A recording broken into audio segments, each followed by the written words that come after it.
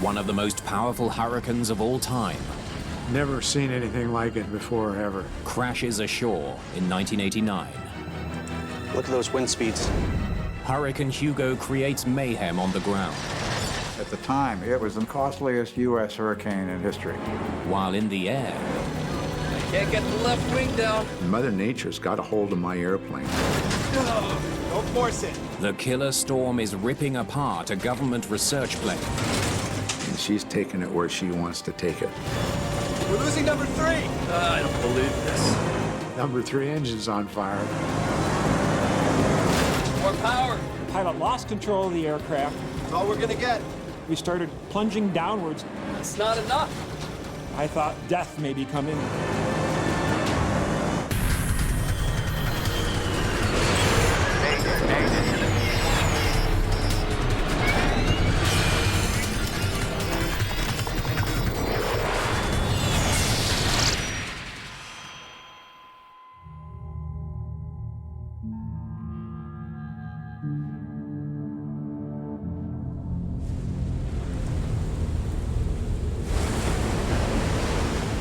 The world is watching as Hurricane Hugo churns across the Atlantic. It's a massive cyclone, over 600 kilometers wide. The storm is marching steadily towards the Caribbean and threatens to hit land in less than 2 days' time. On dozens of islands and along the US seaboard, people rush to get out of Hugo's path. But high above the ocean, a team of hurricane hunters is doing the exact opposite. Do you have 90? I've got 95 on this. They're heading straight for the eye of the storm. Whenever you're approaching a hurricane for the first time, you always have a little bit of that tingling, like anxious, what is this storm going to be? All storms have different characters. They all have different personalities, and a lot of times they can be pretty mean. 40 minutes out. Enjoy the sunshine while you can. Roger, enjoying sun. NOAA 42 is a scientific research plane with the National Oceanic and Atmospheric Administration, or NOAA. We had a who's who of hurricane scientists flying with us, some of the most experienced hurricane scientists in the world. By flying into the storm, the scientists on board can precisely measure wind speeds, temperatures, and pressure, valuable data to help predict Hugo's path and ultimately save lives. Jeffrey Masters is NOAA 42's flight director. It's my job to guide the aircraft into the eye. So I have to tell the pilot, okay, come left 10 degrees and change your track to this particular track. Jerry, let's go with a track of 070 until we get a little closer. So I was issuing commands to the pilot as well, studying the winds, making sure we were going to go right into the eye. Turning to 070. Thanks, Jeff. At the controls is Jerry McKim. A Navy pilot for 20 years, he's flown into 4 previous hurricanes. People think we're crazy for flying into hurricanes, and not one of us have a death wish. Not one of us want to get hurt. We just do our job. What are you thinking for speed? Thinking we blast our way in. Let's try to keep it at 250 knots. The flight's commander is Lowell Genslinger, one of the most experienced hurricane pilots in the world. My 13th season, this penetration was the 249th penetration. Since hurricane reconnaissance flights began in the 1940s, 2 US air crews have been lost. 17 people killed. I guess you probably would need to be kind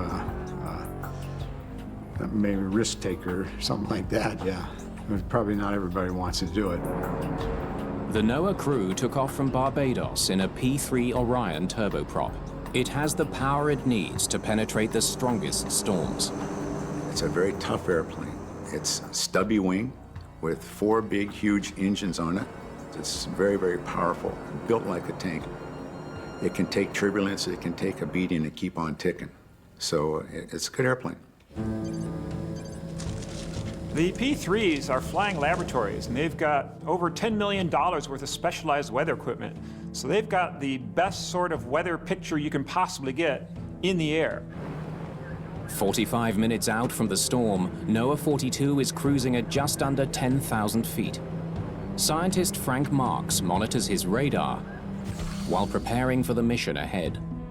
We're flying out and we have a pretty good radar perspective. We can see, the eye was very clearly obvious. And we were focused on getting this experiment called the Hurricane Energetics Experiment. The object of this was to study the storm's interaction with the ocean. And in order to do that, you need to fly at low level near the ocean. The mission will require NOAA 42 to descend to just 1,500 feet above the water before entering the storm. 30 minutes behind NOAA 42, an Air Force Reserve C-130 is also heading for the storm. Turn left now to track Hugo on heading 066. It will be hard to miss. Robert Katz is the navigator. We were told it was a major hurricane, and that's always just a little bit nerve-wracking and exciting at the same time. The planes will work together inside the storm to get a more complete picture of Hugo's strength, so they can gauge how dangerous Hugo will be when it hits land. If we stay on this heading, we should take it in nice and straight. We were the first aircraft to go into the storm, and that always adds a little element of danger because the only way you know for sure how strong a hurricane is if you've actually had a flight go into it. At the National Hurricane Center in Miami, Miles Lawrence is also watching Hugo closely. He needs to know what kind of warning to issue to those living in the path of the storm. I was busy turning the crank back at the Hurricane Center, plotting the data on maps and entering it in the computer and trying to make my forecast. Hurricanes are among the most destructive forces in nature, causing billions of dollars in damage. Since 1983, they have claimed an average of 47 lives each year. You can look on the satellite picture and see that, hey, there's something going on here. So we knew there was something going on, but was it going to get that strong? We didn't know that, not looking at a satellite picture. Looks like we need to keep an eye on this one. Go in, look around, go home. That's the plan. While they fly, NOAA 42 will transmit regular bursts of weather data back to the Hurricane Center. There's an aircraft satellite data link. So every 30 seconds, it just takes a snapshot of what we're seeing with the instruments, and so they can see the progress of the storm. They prepare to begin their descent. Oh, crap. A crucial instrument fails. Guys, my belly radar just went down. Just come back and try that. Let me check the board. The team is relying on 2 onboard radar systems to help guide the flight through the chaotic storm. The most critical one has suddenly gone dead. Jeff, how's our heading looking? Without their lower fuselage radar, the crew is now flying partly blind. Yeah, just stand by, Lowell. We just lost our belly radar. I have a nose radar. It's a C-band radar also, just like the belly radar, but it's not as powerful as this belly radar. Yeah, okay, I'm coming up. The nose radar didn't have as long a range, and we couldn't see the eye wall with it. I'll just try to troubleshoot this. I'm gonna go talk to the boss, all right?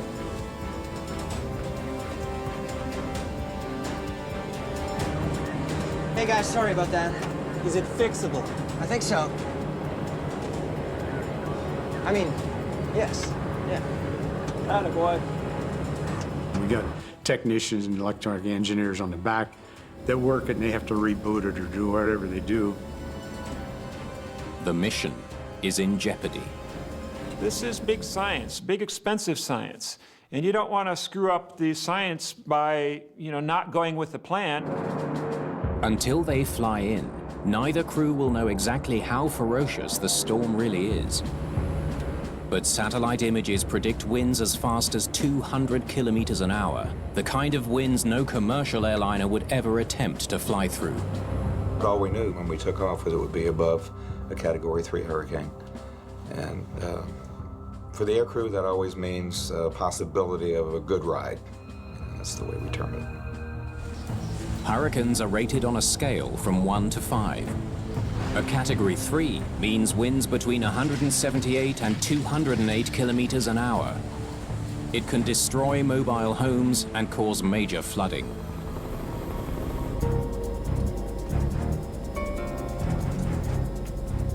The lower fuselage radar was out about 20 minutes, and we circled in place for that period of time, waiting for them to fix it.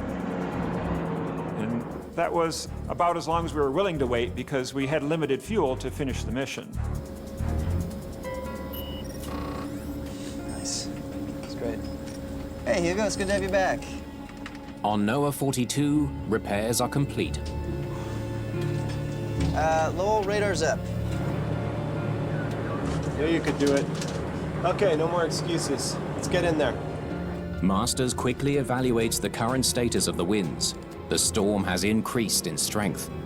I watched the displays of the numbers, watching the winds come up, and I thought to myself, okay, this is probably not so good. I think maybe this is a little stronger than a Category 3 hurricane. Forecasters on the ground also see signs that Hugo's winds are gaining strength. How strong was it going to get? Was it going to reach Category 5? Or the wind's going to get to 150 miles an hour? Or were they going to stop at 130? I had no idea. The storm could do some damage if it makes landfall.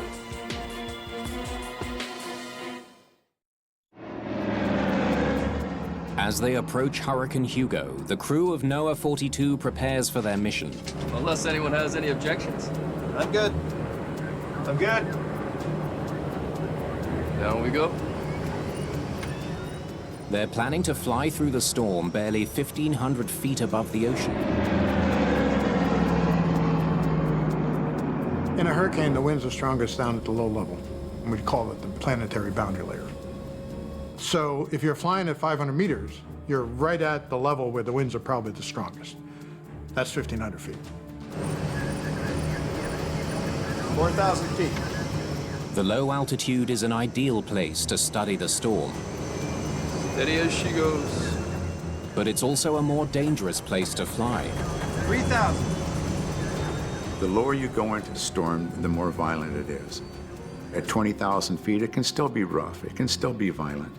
But it's not nearly as rough or as violent as down at 1,000 or 1,500 feet. You don't have a big margin of error at all if you're at 1,500 feet in a hurricane. You can encounter downdrafts that'll drive you down at 500 feet or maybe 1,000 feet without the pilot being able to do anything about it. Lowell, we are drifting. The newly repaired radar helps Masters guide the plane into the wind. Let's get over another 10 degrees left. Roger, 10 degrees left. Track 080. Turning left 080, coming right up. After NOAA 42 enters the hurricane at 1,500 feet, the Air Force C-130 will follow them in at a much higher altitude, 10,000 feet. They preceded us by about 30 or 45 minutes into the hurricane. NOAA 42, this is Teal 57. Confirm your altitude through the eyewall will be 1,500 feet. We always make contact with the NOAA airplanes to make sure that we coordinate our locations. Teal 57, NOAA 42. That's right, we are now descending to 1,500 feet. Roger, NOAA 42. Ladies and gentlemen, please fasten your seatbelts and put your trays in the upright position. Set condition 1. Condition 1 alerts the team to buckle up and brace for heavy turbulence. It will take 20 minutes to fly through the outer wall of the hurricane, with winds growing stronger and stronger until they reach the calm eye of the storm. I was definitely on edge as we approached Hugo. I mean, this was a big, powerful hurricane.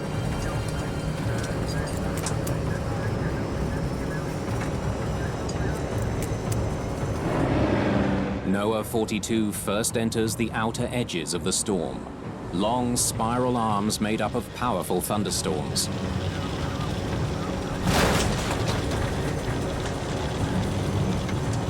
It'll be a bumpy ride. Immediately, it gets dark, and you start hearing the hammering sound of rain on the fuselage. And the window gets streaked with rain, and you can see the wingtip start to bounce up and down, but you can't see very far. You're kind of in this gray cocoon. Seriously? It was very rough. We were being thrown around before we even got to the eye wall. Not to the point where we were out of control, we were just being thrown around. Genslinger joins McKim on the controls. 2 against 1. Now it's a fair fight. Yeah. The controls are connected, so when one guy would turn it to the left, the other guy is still on it too. So you're both doing a coordinated effort to try and keep the wings level and watch the pitch.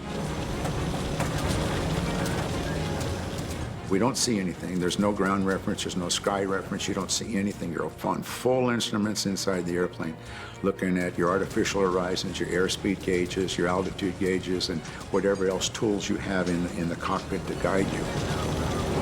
The powerful winds are blowing the plane sideways. To counteract the wind and fly straight through the storm, the pilots must keep their plane skewed to the left at a sharp angle. The winds are going counterclockwise as we're going into the eye wall. So they're coming from my left side. So I have to point the nose of the airplane into the wind to keep myself going on the same track. It's a very intense time in the cockpit. So we were over, at least 45 degrees crabbing, which means we were tracking 45 degrees right of our center. So you got to forget where you're pointing to the airplane. You got to just think about where your track is going. Noel, we're getting off track. You've got to go left 5 degrees. Roger, 5 degrees left. 5 degrees left. This does it. Not too far. We're in heavy rain. The wind is going up and up and up and up. Despite the turbulent conditions, team members continue collecting data for the mission. We were expecting a strong hurricane, so, the thought was, well, we'll follow the plan. At the National Hurricane Center, scientists receive a burst of data from the planes.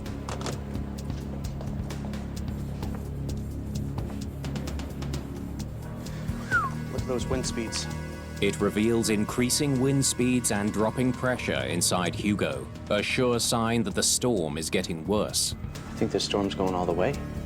We were thinking in terms of a Category 2, 3 hurricane, and now we've got something which is almost a Category 5.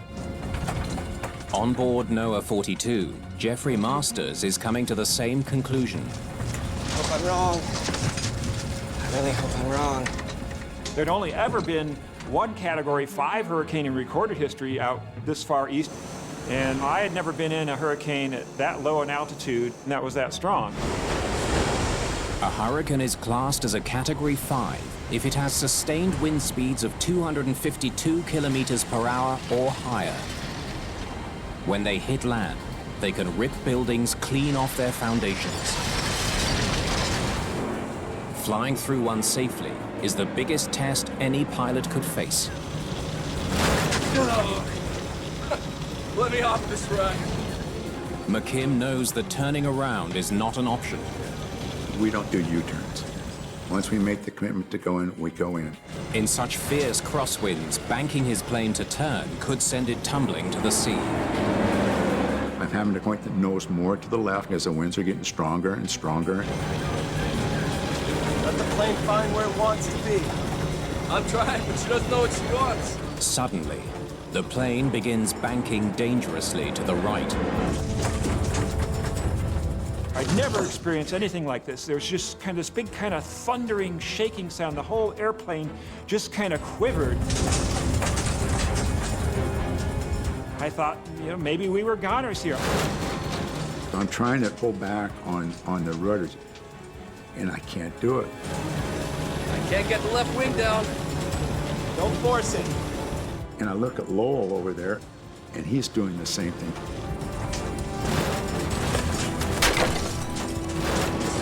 The sudden turbulence shakes heavy equipment loose in the cabin. We had our 200-pound life raft break loose.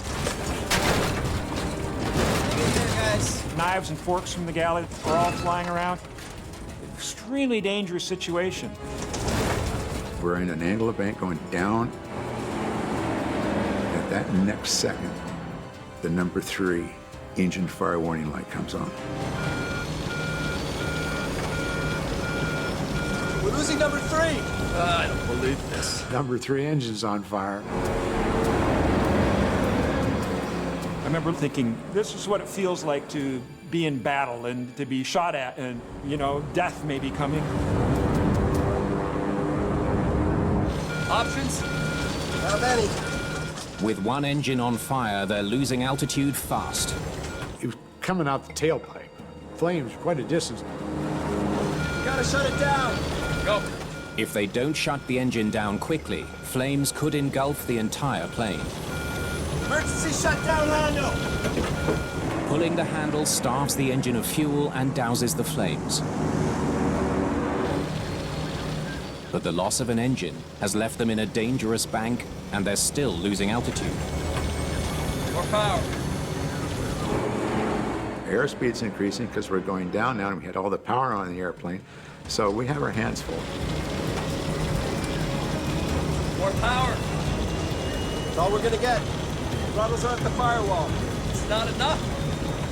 The pilot lost control of the aircraft, and we started plunging downwards toward the ocean. The next thing that happens, bam.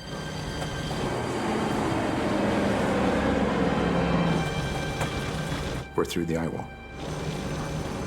Oh, thank God. Never been happier to see the inside of a hurricane. The crippled plane has made a narrow escape, emerging into the relative safety of the hurricane's eye. It's just a big sigh of relief. We're in the eye, now what? The air in the eye is calm. We gotta climb. Yep. But NOAA 42 desperately needs altitude. They're less than 1,000 feet above the ocean. No way you could ditch or anything because the waves were 60 feet high. And, you know, who wants to go down there? So you just wondered how, you know, we're going to be able to pull this thing out. The only way out of the storm is back through it. But with only 3 engines running, re-entering the eye wall at this low altitude would be suicidal. The hurricane hunters had never been through something like this before and survived. Let's try to get her up to 6,000. Their only hope is to try to exit the eye at a higher altitude where the winds aren't as strong. But with one dead engine and heavy with fuel, the plane is struggling to climb. I thought there was about, I figured, a 1 in 3 chance that we weren't going to make it back. There's another problem. The eye of the storm is less than 20 kilometers across.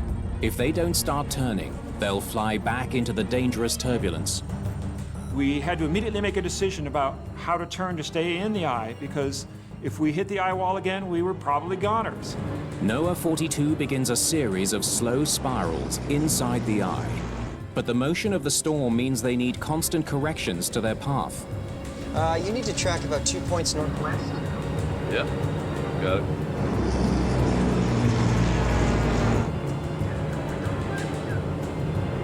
Nice flying, sir. Hurricane like this wobbles. They don't go in a straight line. Each time we made a circle, the thing would move. You think a hurricane's going to move, it'll just go in one direction, you know, like it's moving, but it just wobbles. Everybody in one piece up here? Just barely. You look around and you're inside kind of a giant stadium. You can kind of see the clouds slowly rotating. It's the kind of this ominous marching of the clouds around you. Now what? Wait for the cavalry to arrive? Works for me. The strategy buys them time to figure out what to do next. The only thing is, we didn't know what kind of shape the airplane was in as far as structural problems, you know. And that's nothing you could do about that. You just wondered, you know. They also have no idea how much stronger Hugo will get. If wind speeds in the eye wall keep increasing, NOAA 42 may be trapped with no way out. When a hurricane's undergoing its initial rapid intensification cycle, like Hugo is doing, sometimes it's able to concentrate its winds in a very small area right around the eye. Their best hope is the Air Force plane still approaching the storm. NOAA 42 to Teal 57, we've had an emergency, we've lost 1 engine. The first thing that NOAA 42 said to us was that they had an emergency and they've lost 1 engine. And our airplane became very silent. I can remember just turning around, looking up at the pilots. They turned around, they looked back in our direction, and everybody was thinking, oh no.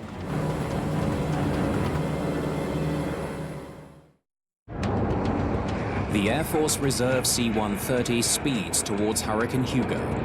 The NOAA 42, we're on our way. Its crew is responding to a call for help from their endangered colleagues below. There was not a whole lot that we could do. You know, we were in two separate airplanes, and we couldn't do a James Bond movie feature and extract them out one by one, so we were concerned for their safety.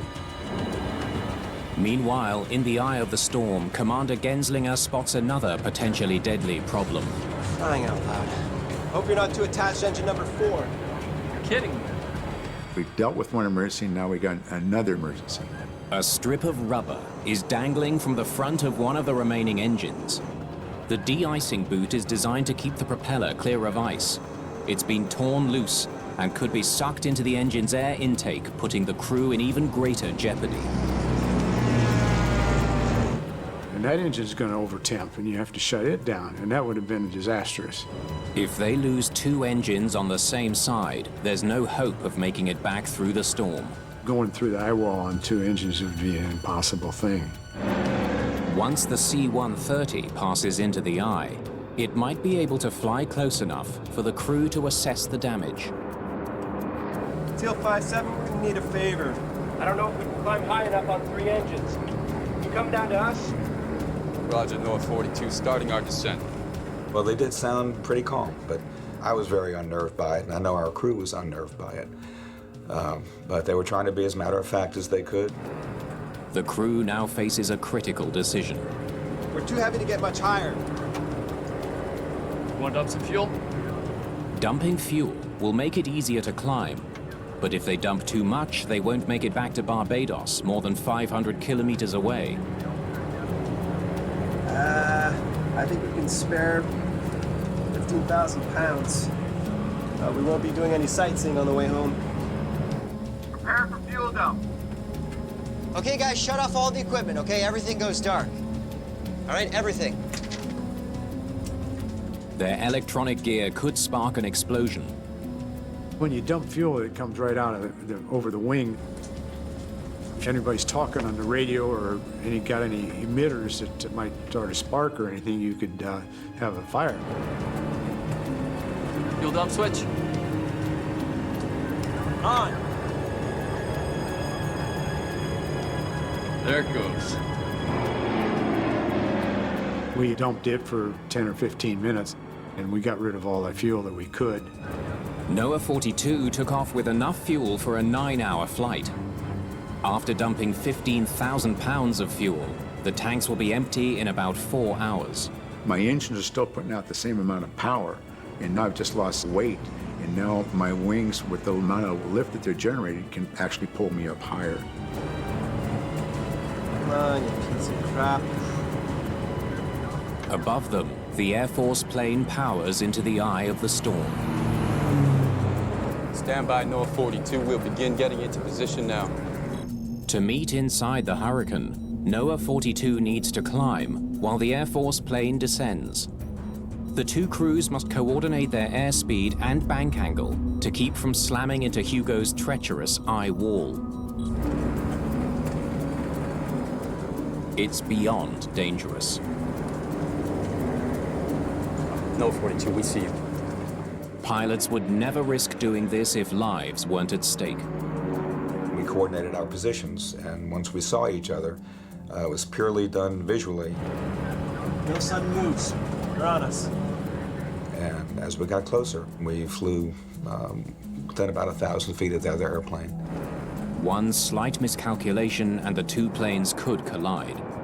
The close flyby that the pilot of Teal 57 did with the pilot of N42RF in the eye of a Category 5 hurricane with a shrinking eye of only 10 miles diameter, one of the most remarkable feats of aviation ever attempted. We tried to see if there were any panels missing. That would have been a big concern, because if a panel was loose and eventually broke away from the airplane, it could have gotten caught up in a propeller which would have been a very serious thing.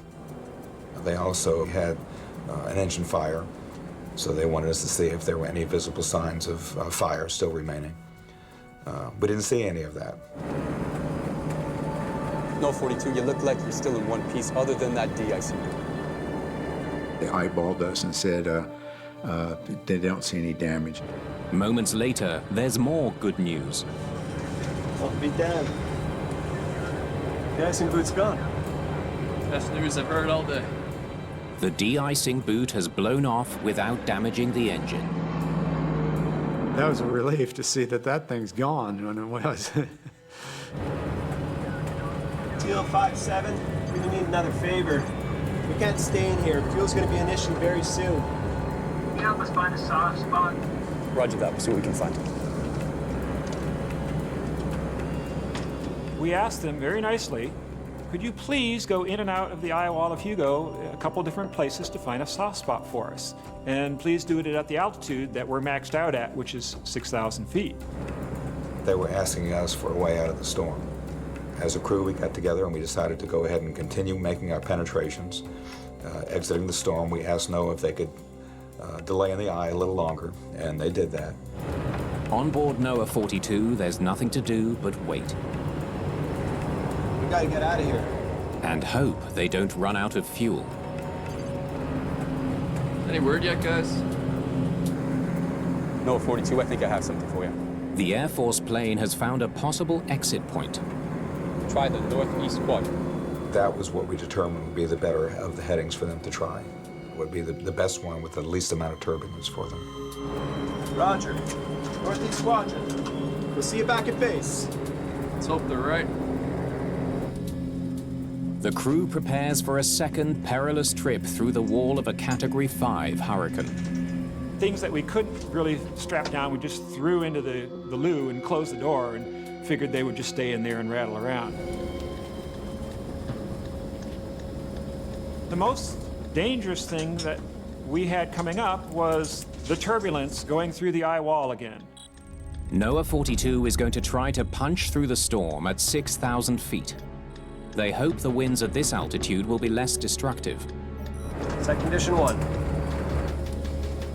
At that point, we really didn't have much choice. We were low on fuel. Our pilot said, we're going for it. Set condition 1, put on your seatbelts. We're heading out of the eye.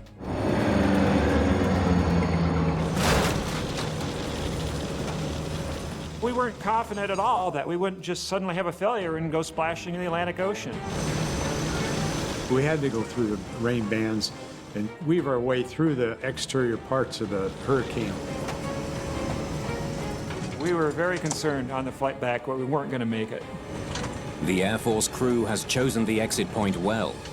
There's far less turbulence at this altitude. That's more like it. After a tense 20-minute journey back through the storm that nearly killed them, the crew finally escapes Hugo's powerful grasp. The sun was shining above us, and I said, hallelujah, praise God, we're going home. Oh, my God.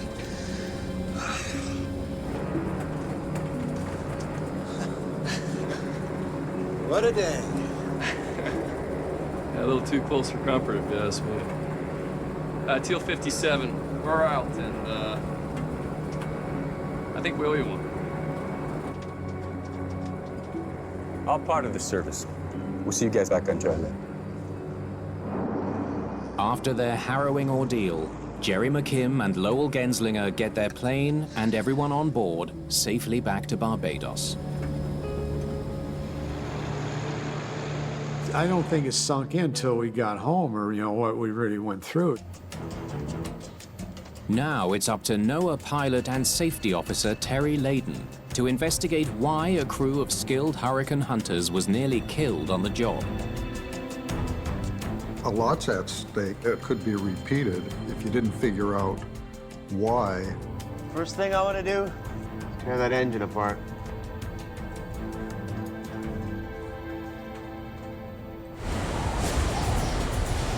Between September the 17th and the 22nd, Hugo devastates St. Croix. then tears through Charleston, South Carolina. The storm inflicts more than $9 billion in damage and claims 49 lives. But more might have died if not for the work of the hurricane hunters, who helped sound the alarm by accurately predicting Hugo's path. Set condition 1. NOAA 42 has flown safely through dozens of other hurricanes. All right, guys, let's do this. Investigators need to know why this mission was so harrowing. They begin with a close examination of the engine that caught fire. We called in a Navy maintenance engineering crew from Naval Air Station Jacksonville. Let me see that again. These folks can pull an airplane apart, put it back together, and look at every aspect of it.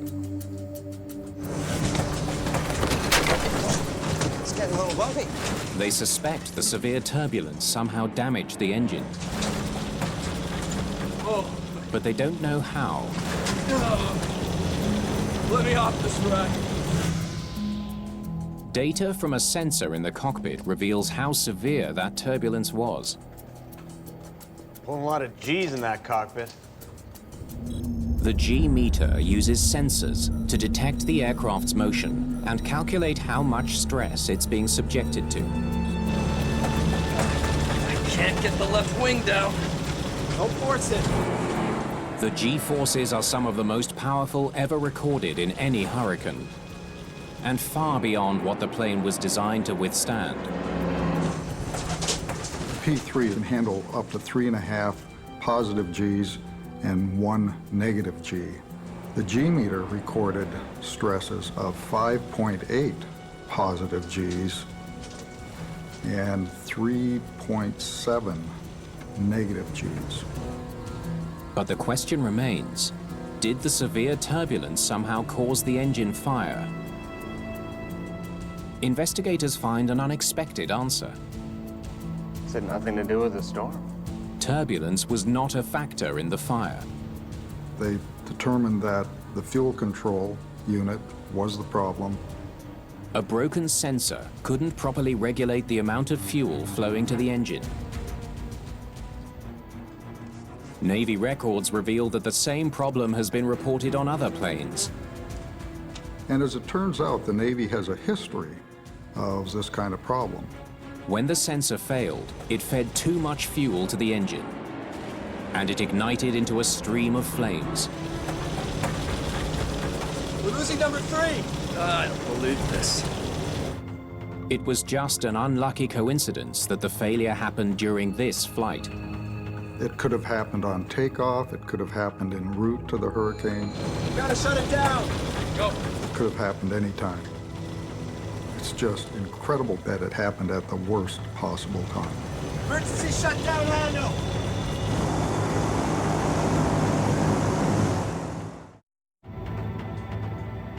Even though the storm did not cause the engine fire, it did damage the plane. Hope you're not too attached to engine number 4. Kidding me. The torn de-icing boot threatened to knock out a second engine, which would have led to certain disaster. We were worried that it would get caught in the propeller and shut down the number 4 engine, but we got lucky that didn't happen. They wonder why Hugo contained such unusually strong turbulence. When the team studies all the scientific data from the flight, they find their answer. No wonder we had problems. The violent winds that rocked their plane were caused by an unusual weather phenomenon that's never been seen before. The eye wall of the storm was dotted with tornado-like areas called mesovortices, where wind speeds reached 320 kilometers an hour. NOAA 42 was unlucky enough to fly directly into one. Investigators are left with an important question about the future of hurricane research flights.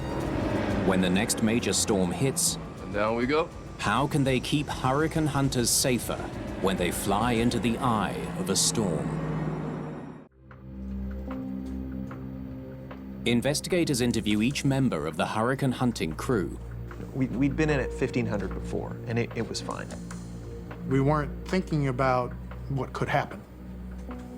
We were making decisions based on past experience, based on past knowledge, not expecting the unexpected. We didn't have long to look at the storm before the radar went out. Oh, crap. Guys, my belly radar just went down. The broken radar system left them less time to evaluate the storm and made a stressful situation even worse. In hindsight, Flight Director Jeffrey Masters thinks the mission could have been made safer. Set condition 1. We should not have been going in at that low an altitude with a full bag of fuel. We're too heavy to get much higher. Want to dump some fuel? When you start off a mission, you've got a heavy fuel load, and that puts more stress on the wings.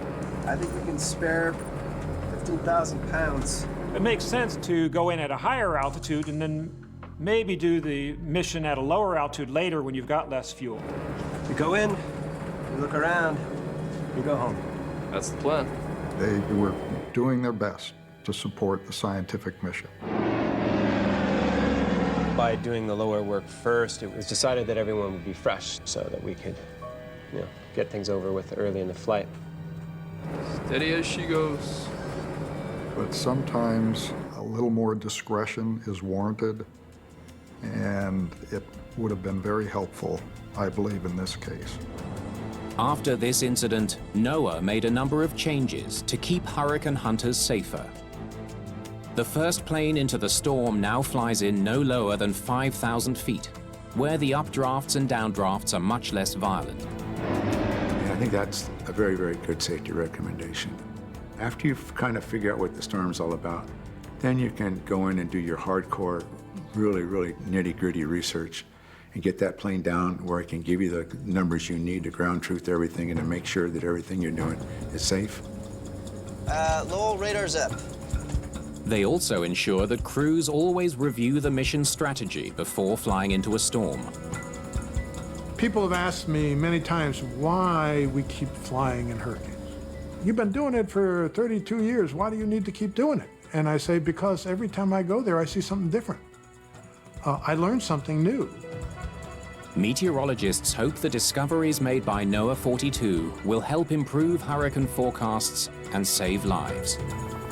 It costs millions and millions of dollars to evacuate a mile of coastline. So if we can get, let's say, down to a mile, how magical would that be? That we only had to evacuate maybe a 10-mile strip and know that we are pretty darn good at doing that. I think that's a goal. NOAA 42 was repaired and went on to fly into more than 30 hurricanes without another serious incident. Hugo was one of those unforgettable hurricanes from an aircrew point of view. In my entire career, I've had a couple of hundred hurricane penetrations. I don't remember them all, but I remember Hugo. Take more power! I always think that I was up there for a reason. I was up there to do my job. Go! I think he did a fantastic job of handling the airplane. Nice flying, sir. And everybody on the airplane worked well. Hang in there, guys. We were in the wrong place at the wrong time, in a bad part of the ocean, and we're very lucky to be alive. Oh, hallelujah.